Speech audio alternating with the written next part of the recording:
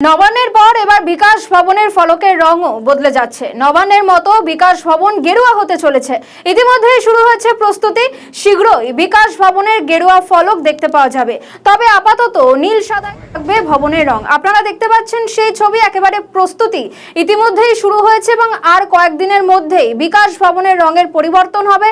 এবার বিকাশ ভবনও হবে গেরুয়া। আমরা দেখেছিলাম যে রাজ্যে পালাবদলের পর রীতিমতন নবান্নের রং পরিবর্তন হয়েছে, এবার বিকাশ ভবনের রঙেও পরিবর্তন, নীল সাদা থেকে হবে এবার গেরুয়া। ইতিমধ্যেই সেই প্রস্তুতি শুরু হয়ে গিয়েছে, সেই ছবি আপনারা দেখতে পাচ্ছেন।